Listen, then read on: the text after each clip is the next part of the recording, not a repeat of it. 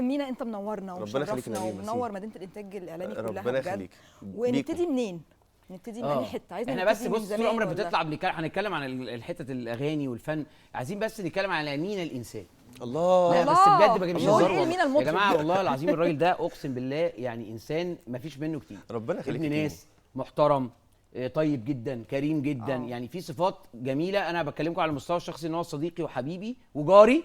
ايوه ده حقيقي. جاري. هنحكي بقى التاريخ بتاعه. انا كنت بتفرج انا زمان على كريم قبل ما اخش ستار اكاديمي والكلام ده كله، كنت بشوف من البلكونه كريم ابو زيد اهو يا جماعه. اجروا وراه اجروا.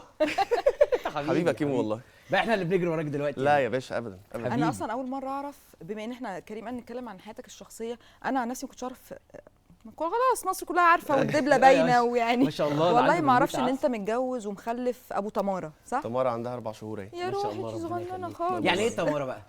تماره يعني جايه من الشجر والنخل. تمر يعني والنخل كده. جميله جميله ما شاء الله. انت متجوز بقالك قد ايه بقى؟ داخلين في 3 سنين اهو. مبسوط جدا. كداب. ما طبيعي لازم يعني. عايز اروح ولا ايه؟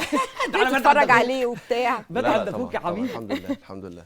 خطوه الجواز بالنسبه للفنان خلي بالك بتبقى برضه صعبه جدا. معجبات بقى ومعجبين وحركات وحياتكم صعبه. ده في ستار اكاديمي يعني برضه. انت هتقول لي تنكش الناس نكش مش طبيعي. شاهين بقى. شاهين ده عيلي طلع ايه؟ وكنت عامل اغنيه كنت انت مرتبط تقريبا، هي دي نفسها ولا عشان انا بعك اللي هي ايه؟ كنت عامل اغنيه لخطيبتك. ده في الايام الخطوبه قبل يعني في وقت الخطوبه بالظبط. دي اللي هي مراتك دلوقتي؟ هي. طب ما عكتش يعني انا ما عكتش الحمد لله انا تمام. انت اسمها ايه هي؟ ليلي. مراتك؟ ليلي. انا بوجه لك تحيه كبيره جدا، ويعني ربنا يخليكم لبعض ويخلي لكم تماره يا رب ان شاء الله. امين يا رب. لا والله انت اخدتي اهم واحد عندي في الكلاس. في الكلاس اهم شاب. الجوهره بتاعتك. جوهره الشله. احكي لنا بقى عن ستار اكاديمي والاغنيه اللي انت عملتها وكواليس ستار اكاديمي اللي مصر كلها والوطن العربي كانوا بيقعدوا. كنا بنستنى يوم الجمعه ده كده قاعدين، واليوميات بقى بتاعتكم كلنا كنا بنبقى قاعدين كده محضرين الفشار جنبنا قاعدين بقى مستمتعين بيكم. فاحكي لنا بقى عن ستار اكاديمي والتجربه دي. والله هي جت بالصدفه. يعني انا كنت مقدم في الموسم اللي انا دخلته اللي قبليه بموسم، قدمت وما حصلش نصيب، وكنت لسه في الكليه ما خلصتش، فقلت خلاص تمام يبقى ايه مش ماليش نصيب في القصه يعني. فالسنه اللي بعديها كانت اخر ايام في الكليه، كنت بمتحن وبناخد احنا اجازات في البحريه، بناخد اجازات خميس وجمعه، فبننزل القاهره.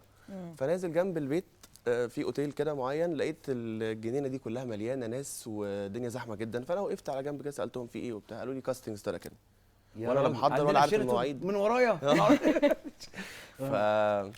رحت راكن العربيه واخد الجيتار وداخل، قلت اجرب. انا مش محضر. المره قبليه كنت محضر الميعاد والساعه والاغاني اللي هغنيها، دي جت كده سبحان الله من عند ربنا يعني. فدخلت، عايز اقول لك كل اللي دخلوا قبلي احنا في ارقام كده، يروح مقطع الرقم ومعيط وماشي بتاع 20 30 واحد. فاللي هو طب امشي اروح ولا انا اخش ولا اعمل ايه؟ بس وكان في واحد قاعد جنبي قال لي بقول لك ايه ما تمشيش. تمشي ليه؟ خش انت صوتك حلو جدا وبتاع، وخش جرب. فقلت له ماشي اخش. دخلت قعدت جوه ساعه الا ربع. طلعت الناس بتبارك لي اصلا، هم مبروك خلاص انت كسبت ستار اكاديمي مش دخلت. ما شاء الله. فاللي هو انا ما اعرفش حاجه يا جماعه لسه يعني. بس الكاستنج كان زي ما اقول لك بياخد دقيقتين 3. يلا اللي بعده. فانا قعدت ساعه الا ربع فخلاص كده تمام. بس لحد بقى قالوا لي هنرد عليك في شهر 7. كنا في شهر 2 تقريبا.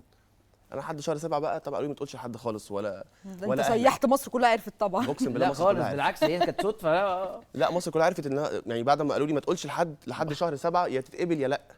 بالظبط. ما تقولش لحد حاجه. هو سيح بقى لنفسه ما شاء الله عليه. انا دفعتي كلها دفعه 75 بحريه دي بوجه لهم التحيه طبعا اخواتي كلهم. 75 بحريه 1400 واحد في الدفعه كلهم عرفوا. ده كانوا كل ده صوت باخد رايهم بقى. طبعا باخد رايهم بقى. عيلتي طبعا قلت لهم كلهم، اصحابي، الناس اللي في الشارع ماشيين يعني كلها، قلت لكل حد يعني. وفي شهر 7 فعلا كلموني ورحت لبنان. كان احساسك ايه بقى؟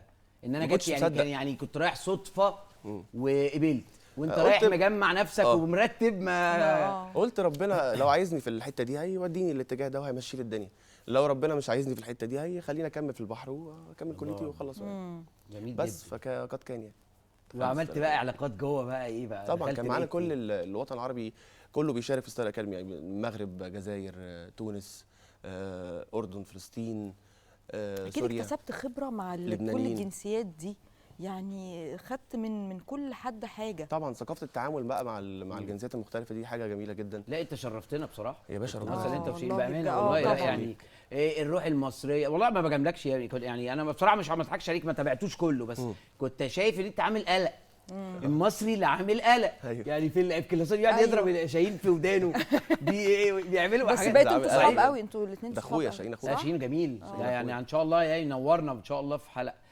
كنت بقول لك انتوا طبعا عاملين تنكشوا بقى، وطول الوقت انتوا متراقبين 24 ساعة في كاميرات في كل حتة. شويه وانت في الحمام. انا كل احساس حاجة، كل المراقبه دي اه والكاميرات احساس دي بايخ انا صعب قوي. جدا. ازاي قوي. استحملتوا ده يا صعب مينا يعني جدا. فتره كبيره؟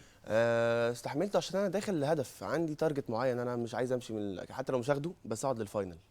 ده كان التارجت بتاعي.